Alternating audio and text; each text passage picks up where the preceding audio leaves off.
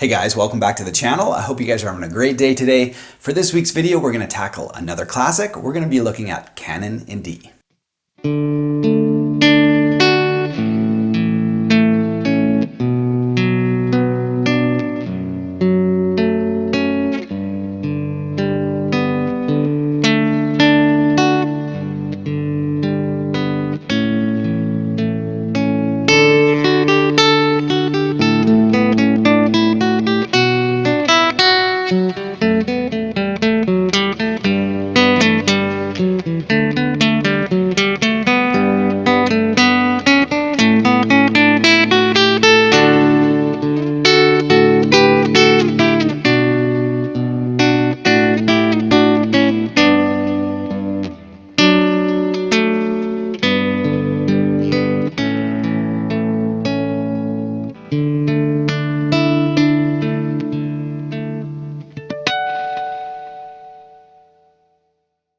Now, as we tackle this piece, I'm going to put the tab on the bottom of the screen so that you guys can play it along with me and we can learn this piece together. Now, like my other tutorials on YouTube of famous classical pieces, I've rearranged this and tried to boil it down into its essence while eliminating any awkward fingerings, giant stretches, or anything that would really impede a player from learning. These are really awesome pieces and really should be a part of every player's repertoire. Now, if you want a paper copy of this arrangement, you can grab it from my tab store. I'll put a link to that above. And if you support the channel on Patreon, you can also have access to the tab. All right, let's change camera angles and get to it. Okay, so let's take a look at the first line of the song.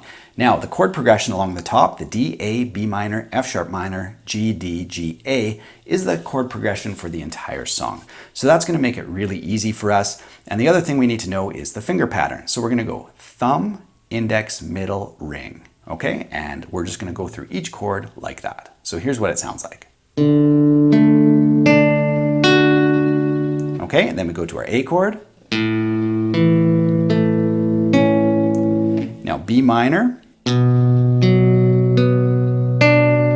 Now from the B minor to the F sharp minor, I like to keep my ring finger planted. So from B minor to F sharp minor, just like that. We don't need the fifth string, so you can kind of just make that nice little easy transition.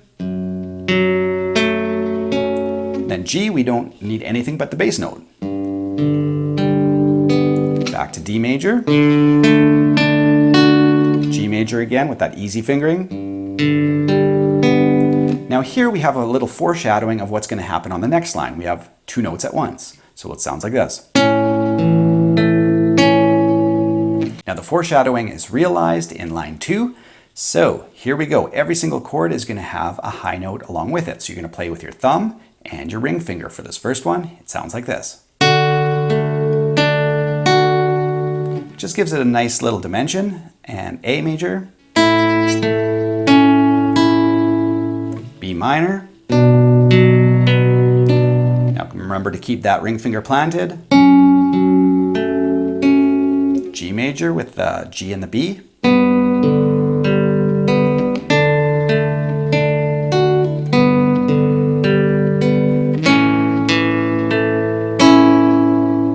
And again, with that last double note, we're going to foreshadow what's coming up on line 3. For line 3, we're going to continue to embellish and expand upon the concept of adding more and more ornamentation to this chord progression.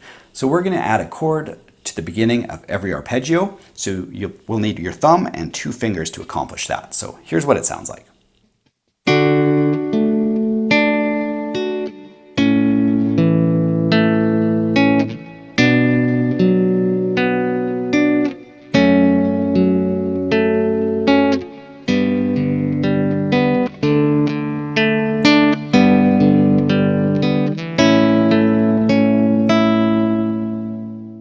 All right, for line 4, we sort of move away from the arpeggiated chords and sort of break them up in a different way.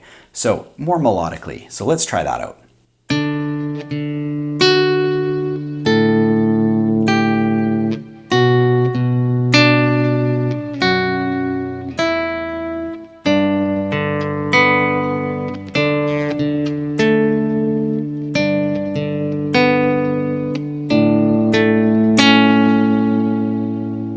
Now Now line 5 takes what we just learned in line 4 and of course expands upon it even more. As you look at the notes, you can see they're all eighth notes all the way across. So that's going to give us a lot more motion and a lot more sense of melody. So let's take a look at that. So let's start with our D chord. And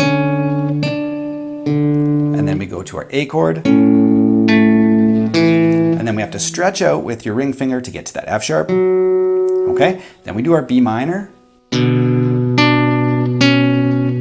F sharp, I like to bar it still. Okay, then our G, we're gonna do the melody on first string. And then D.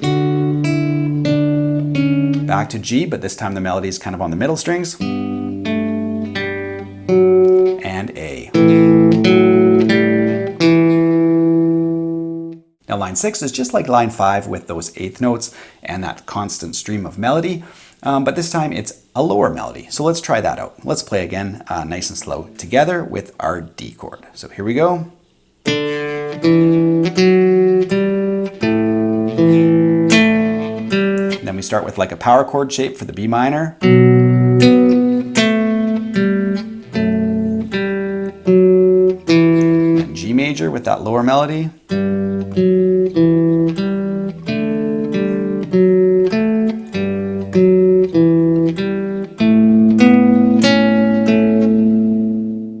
Now for the next two lines, we reach one of the main crescendos of the piece and really one of the most recognizable melodies of all time. It's just such a great memorable melody. So what we want to do is take your hand from first position, move it up to second position so that your pinky is on 5th fret, ring is on 4th, middle is on 3rd, and index is on 2nd. Keep your fingers there because we're going to be using 2s and 4s. We don't need our 1st fret at all. And other than that, let's work through it really nice and slow. Here we go.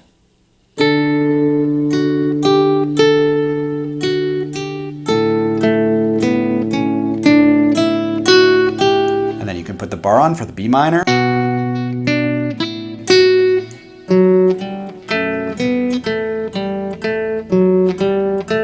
then our G. And then our D. G. And then we just walk up our scale for A.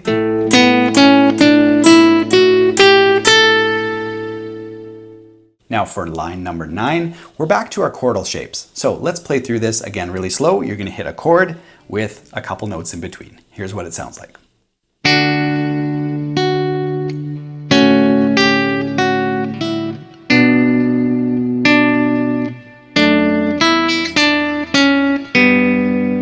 Now this little D inverted shape can be a little bit weird. Hopefully not too bad.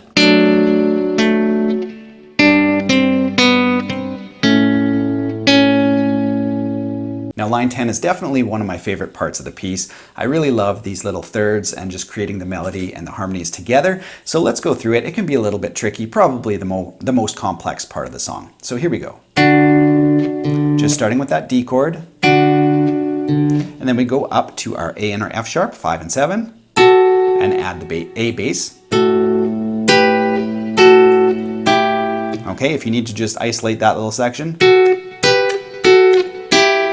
Okay, then we go to our B minor, and then we have another nice little run.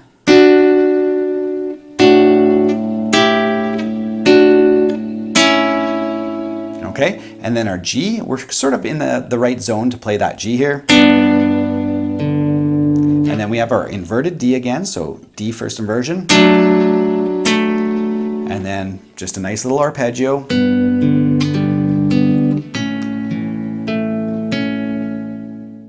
And finally, we wrap up my arrangement of the piece here with the final line. And again, we're back to the chords. So here we go.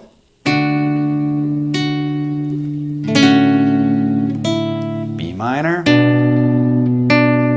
And then we have our F sharp minor.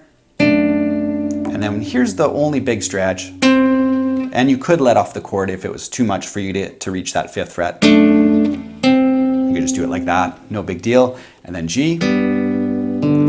D inversion, and then our little arpeggios.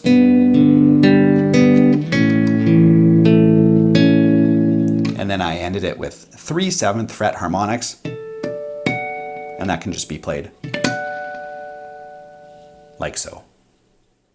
I hope you guys enjoyed my arrangement of Canon in D. If you did, be sure to subscribe to the channel, hit up the tab store for the paper copies, or support the channel on Patreon. We always do monthly gear giveaways over there. So other than that, have an awesome week, you guys. We'll see you Monday with a new video. Take care.